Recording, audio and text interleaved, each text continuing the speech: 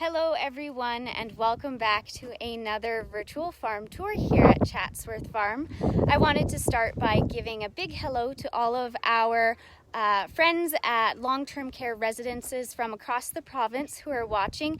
I know we've had long-term care residents in Manville, in St. Paul, Elk Point, and Lloydminster watching, so I wanted to send a big hello to all of you. I also wanted to let you know that today's farm tour is also part of the Vermilion Online Festival, which is an initiative started by the Town of Vermilion and Explore Vermilion to virtually showcase and promote local businesses, creators, shop owners, and producers. So we're very excited to be part of that as well.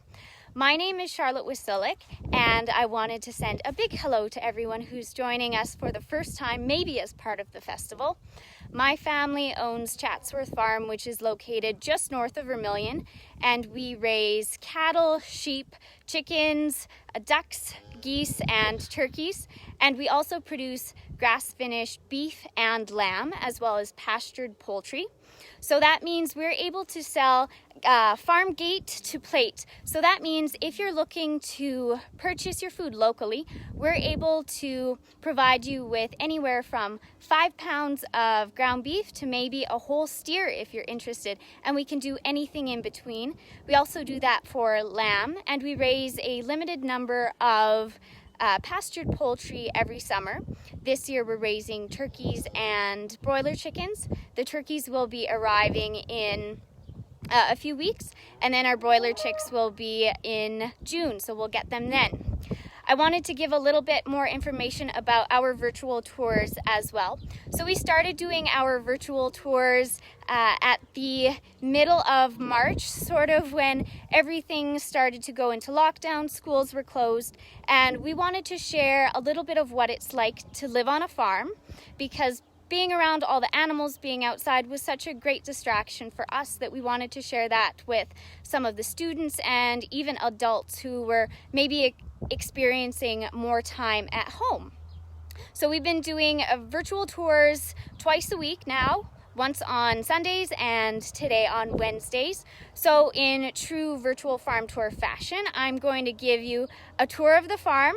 I'm standing behind one of our sheds right now just because the last couple of days we've been doing the tours, it's been quite windy outside, which isn't so great for video or sound quality, but I wanted to show you some of the cattle as we haven't come out to where they are recently just because the weather has prevented us from doing so. So I'm going to switch this over and we're going to walk into where some of our cattle are. We have just over 5 head of cattle at the moment. And we had 200 cows, and they started calving at the end of February, and we just finished calving. So we had our last calf born the other day. And now the rest of the cows and calves have been moved out to a bigger part of our field. And we're just waiting for the grass to grow a bit more before they can go out to their summer pastures. You also might be able to see in the background, there's a tractor moving around in the back. That's my brother who's currently disking one of the fields. So we're preparing it for seeding and planting. This year we're going to be planting wheat, barley, and some corn. So in between the calving season and lambing, which is just coming up, we get a lot of the field work done. And over in this pen right here, we have a few of our bull calves, so our younger males, as well as some of the adult bulls. We'll get the gate latched back up. This is part of the backside of our yard that I'm going to be walking down just for a moment. And I'll show you what's happening there. So we live just north of Vermilion. We have 2,000 acres that we farm on, and it's kind of spread out around the county of Vermilion River, as well as the cattle and sheep and ducks and geese that I had mentioned previously. We also have a beautiful Great Pyrenees, who's our livestock guardian dog, who's just behind me. And then I also have one of our other animals is my horse. This is my American Quarter Horse registered mare, and I use her as part of moving the cattle and checking on the pastures. She's also in here with our ram. So this ram is the sire of all the lambs that are going to be born in the next few weeks. And you can also see our Great Pyrenees Lizzie. So she's our livestock guardian dog, and you can see the horse and the ram are in a pen together. They get along very well. And I'm hoping after the video is done, we can go for a ride. I'll take the dog with me and we'll get to enjoy the beautiful sunshine and the lovely empty back roads. So that's one of our favorite things to do. We are going to be lambing in the next couple of weeks, so we're watching our ewes closely as they're starting to really get pregnant. They're really starting to look quite big. We also have to shear our sheep, so we shear our sheep once a year, and my brother Alexander does that. So he's hoping that we can get it done before this weekend and before they start to lamb. We haven't had sheep for very many years, but my brother learned how to shear sheep just by watching YouTube videos and practicing a lot. So now he's gotten to the point where he's very effective at shearing a sheep and can get it done in a very short amount of time. Our yard is quite busy right now. We have a lot going on. We have one of our front end loaders. They're busy spreading some dirt for our garden and a neighbor's. So there's my brother Alexander right there. Wave and say hi.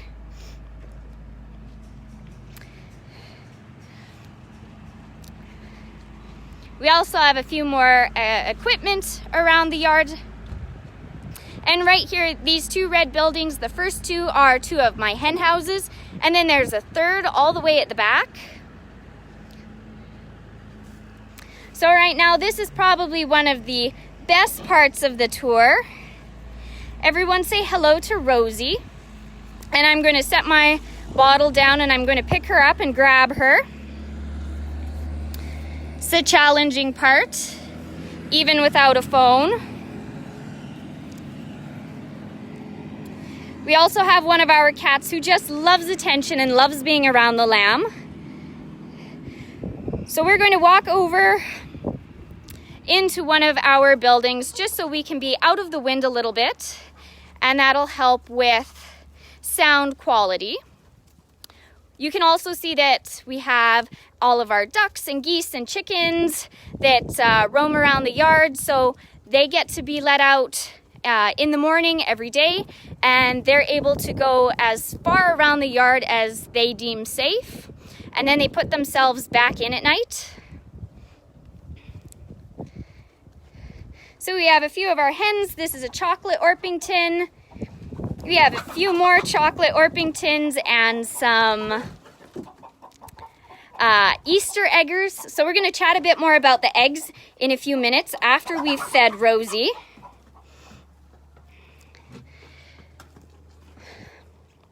So Rosie is a haired sheep. She doesn't look like your typical sheep just because she does have hair instead of wool. The sheep that we raise and that we breed are wool sheep, but Rosie is a special addition to our farm.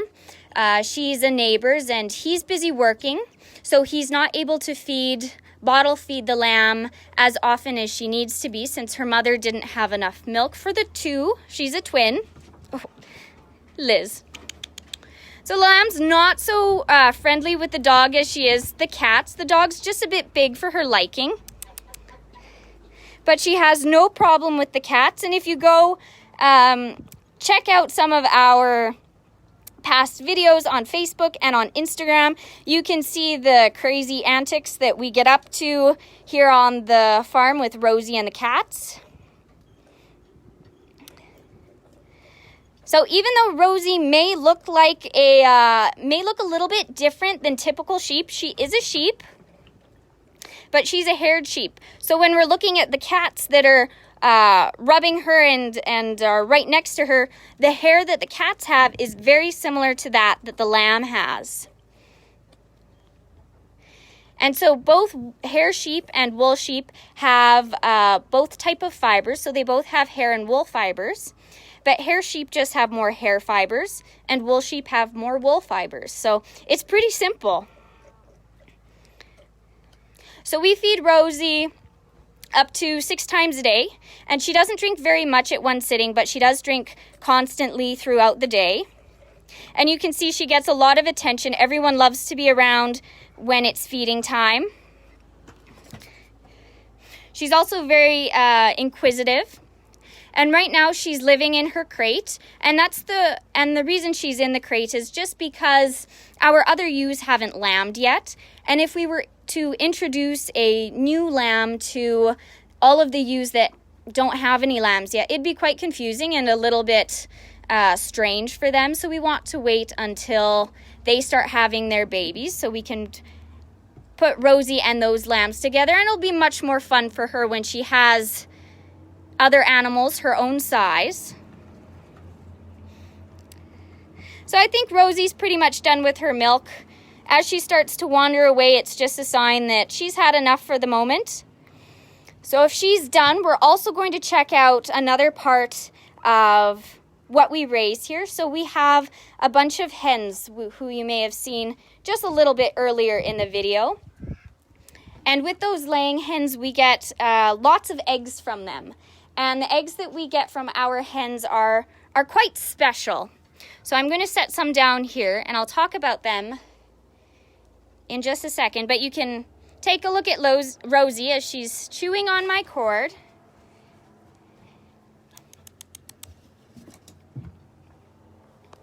It's always a bit of a challenge to do any chores around here when you have cats and dogs and now lambs just right underfoot. So adding the video element to it all is another interesting challenge. So these are some of the eggs that our hens lay here at Chatsworth Farm. We have a variety of breeds, so as you can see, I love to arrange them by color. So we're going to start here at the front, and these eggs were all laid this morning from my hens, so they're nice and fresh. I haven't washed them yet, so they're straight from the hen house. These 4 here at the front, they're a dark olive color, and it should show up quite well on camera, actually. They are laid by some of my olive eggers.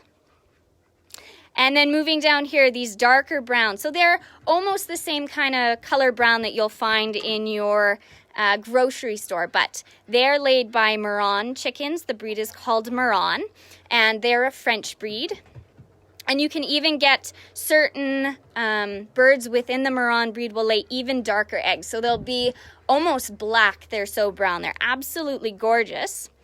And then moving down here, we also have some other Easter egger eggs, and they're sort of a light blue, light green. So the one thing that I love about our hens are the variety of colors, and I know our customers do too. So you won't find eggs that look like this in the store. If you're interested in finding some, many local farms around your area, wherever you are, might have hens that lay these beautiful eggs. And the fascinating thing is that even though they're different colors on the outside, they're the exact same on the inside. So you're able to crack any of these eggs open, put them in a glass as if you're getting ready to bake something, but you'd never know the color that the shell is. I'm also going to give you a good comparison of the different kind of eggs that we get on our farm, because not only do we have chickens, but we have ducks and we have geese. And so my geese have been laying like crazy. And so this is a goose egg right here. So this goose egg is approximately the size of a good sized mango, and it weighs about the same. So that's the size of the goose egg, which is approximately four chicken eggs, both in size and weight.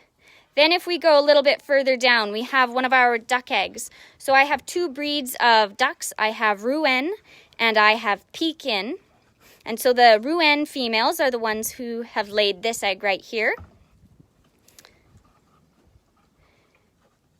We'll stack that one right there so we can see it. And then the next egg right here is your sort of typical size chicken egg. So you can really see the difference in sizes. We'll see if we can get those to sit nicely. The goose egg does very well.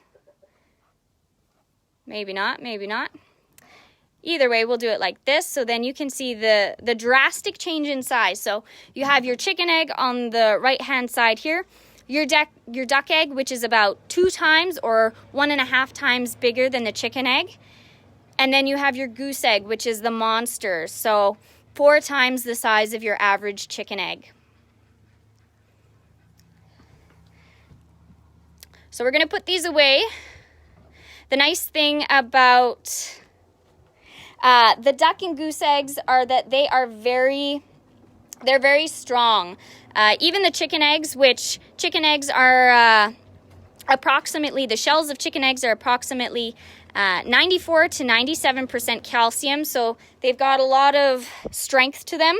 The goose eggs and duck eggs, if you're wanting to crack them open, you pretty much need a knife or something in addition to help you crack them open, since they do have such a tough shell.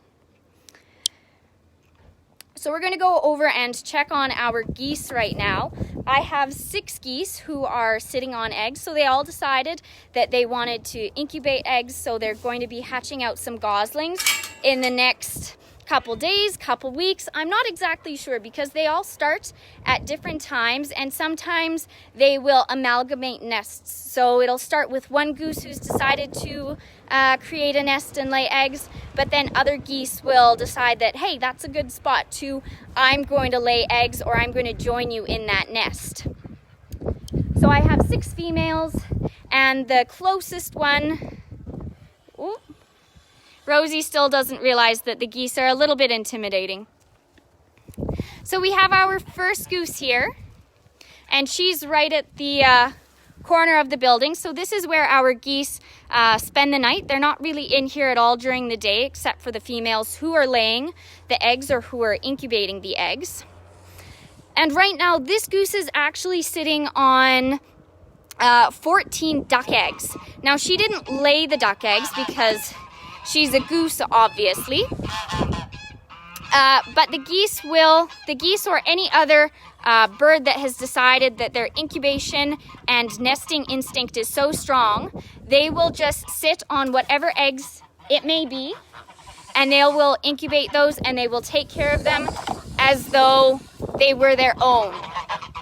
So I gave her 14 duck eggs, as my duck hasn't started incubating hers yet. But these geese, I kind of have enough goose eggs.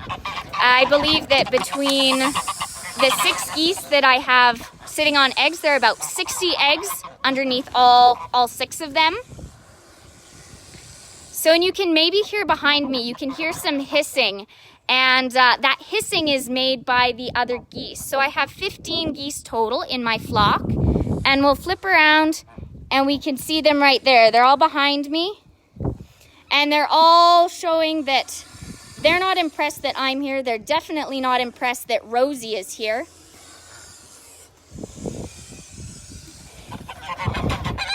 And they will shake their feathers. And they will be very loud and very intimidating as to get me to go away.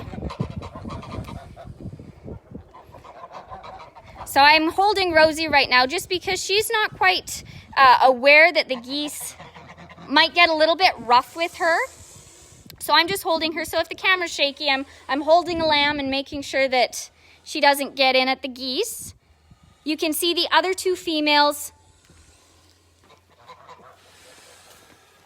here on the other side of the building. And then there are 3 more all the way at the back.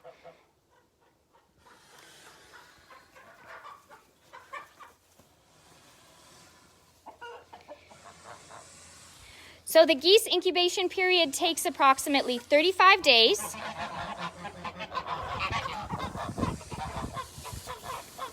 Whereas chickens take 21 and ducks take 28.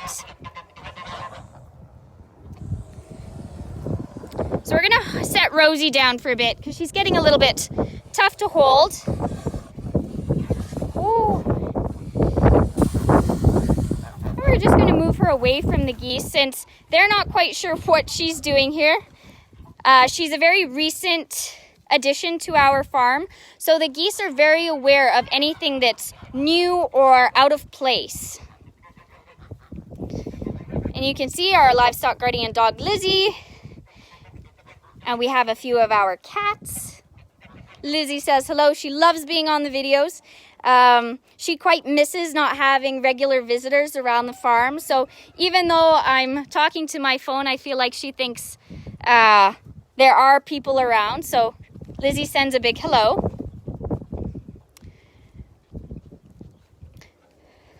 So we have, this is one of our middle chicken houses, and then this last one is another one of our hen houses.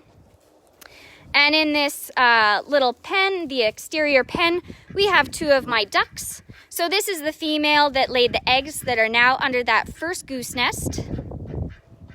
And these ducks are Rouen. So the female is on the left-hand side, she's the brown one, and then the male is on the right. And they look very similar to your wild mallard ducks. So many years ago, when people started domesticating and breeding poultry, wild mallards would have been part of this breed's breeding program. So that's why you see those similarities. So they're in this pen just to themselves. The other ducks are outside. So she's able to lay her eggs in a safe and secure spot. She hasn't started sitting on her eggs yet, but the ducks and the geese and the chickens will decide how many eggs they feel like they want to incubate. So she just hasn't reached her optimal number yet. So she's just out here waiting. She will start incubating them one day. But for the time being, she'll just be in this separate pen so they can be to themselves. My brother Alex is here, and he's going to grab some of the kittens for me so we can take a look at them out in the sunshine. They are in one of our other hen houses, and it's a little bit dark in there. So he's going to grab them and pull a few out so we can see them easily. My brothers Alex and Nick have been busy in the field for the last couple of days. They'll leave really early in the morning and they won't get back until sometimes midnight or 1 a.m. as they've been working in the fields. So these are two of our kittens that were born, I believe, almost 3 weeks ago now, 2.5 weeks. So we have a full litter of 5 kittens. And they're just starting to develop their eyesight has been developing for a couple of days now, but they're starting to work on their mobility, so getting up and moving around, though they're still pretty stuck staying close to home in the little nest that their mother makes for them. So we have the calico and then the little gray kitten. And you can see their little eyes and their tiny little ears. So kittens are born without their eyesight, and it develops over time once they start growing outside of the mother. So we have the 5 kittens and we have the 2 right here. Our mother cats typically have their kittens inside our hen houses, and the mother of these kittens was no different. She actually had them in the building where the goose has her nest, but I moved the cat out just because I don't want the cats in there when the goslings are born, just to protect the cats as well as the goslings. So I separated them and moved the kittens to the rooster house, where it doesn't matter, the roosters are fine with the kittens and the kittens are fine with the roosters. Thanks, Alex. So we have another big machinery coming through, or machine coming through. This is my brother Nicholas. He just finished disking up one of the fields. This is our Fendt tractor, so it's a German-made tractor. And then this disc is actually one that we have borrowed from a neighbor. We have one, but unfortunately it had a breakdown. So breakdowns are a usual, they're a constant in farming. But luckily we have a neighbor who wasn't using his at the moment, so we were able to borrow this one.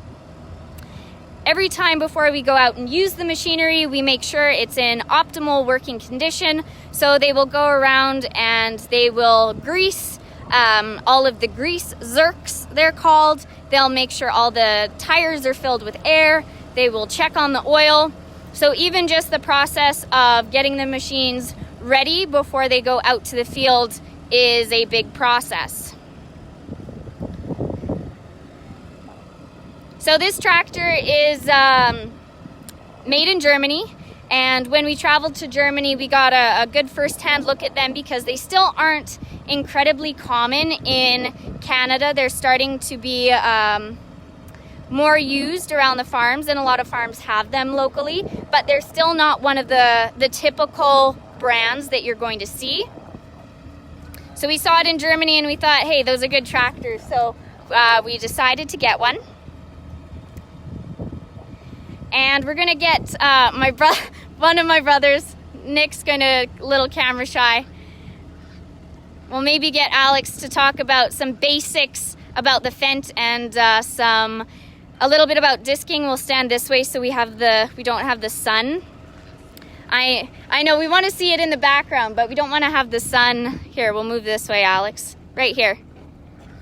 So just talk about the basics of the Fendt and the basics of the disc. So we, up until, I guess, 4 or 5 years ago, we were using smaller tractors, and we needed to upgrade tractors, so we got a higher horsepower front wheel assist, which the front wheel assist means you have selectable 2-wheel drive or 4-wheel drive.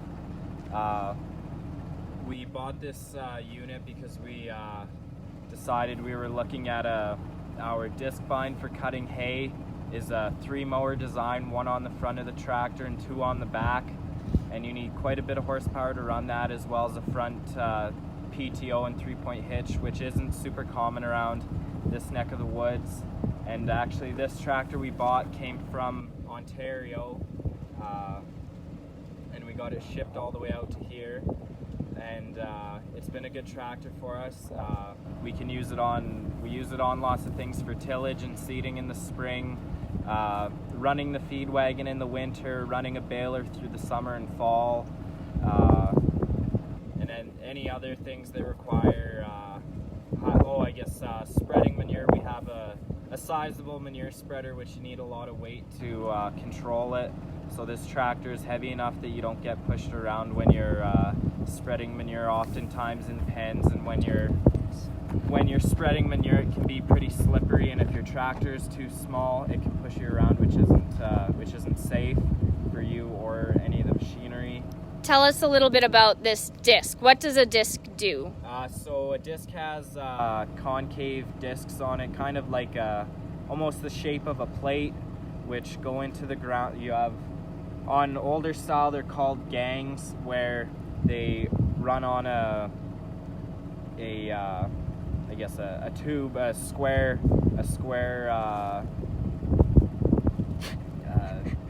It's kind of like a square tube, where you have the discs along a gang, and you put it into the ground, and it helps work the soil, flip it over a little bit, and work the soil either in the fall or the spring.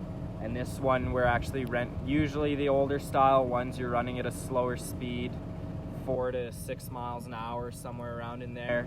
And this is a newer design, a newer style called a high-speed disc. We're able to go at faster speeds, up to about 10 miles per hour, and they're made to work their best at about 10 miles an hour, so you can cover a lot of ground a lot faster. And each disc on this, each separate disc on this unit is mounted individually, and but it allows you, since you can go faster, it allows you to cover more ground a lot faster. And with the newer designs, they typically do a better job of breaking up soil and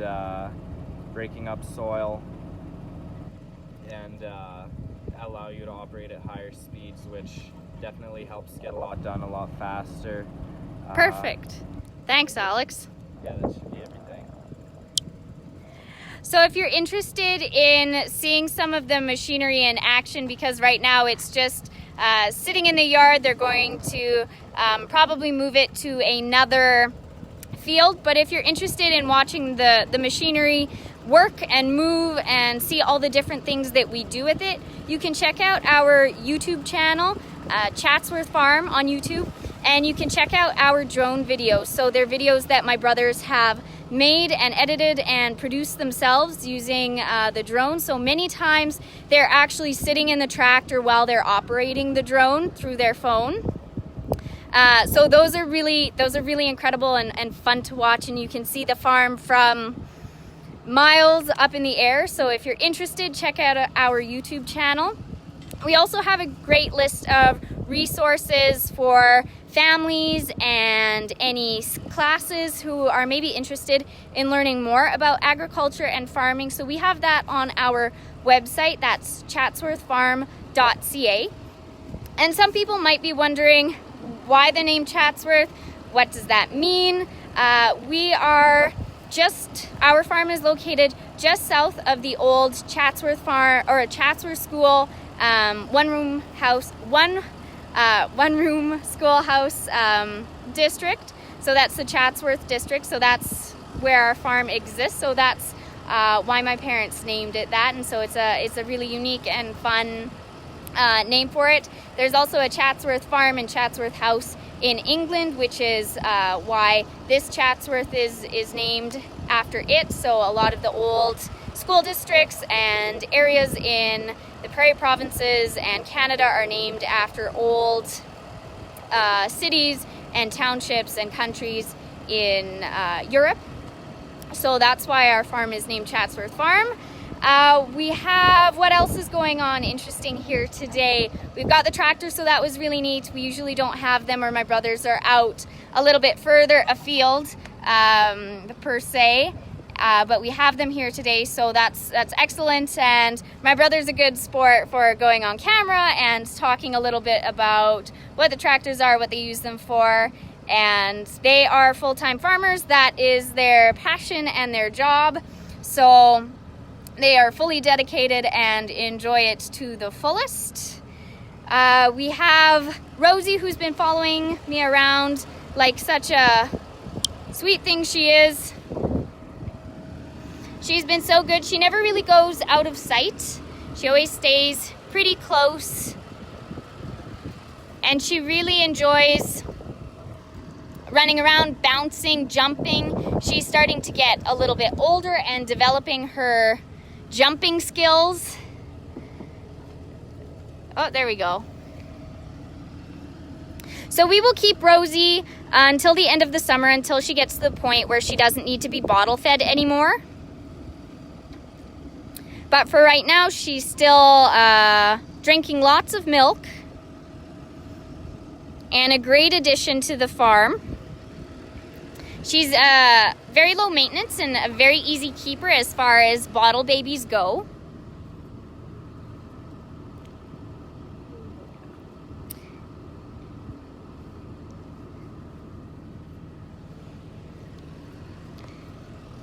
There you go.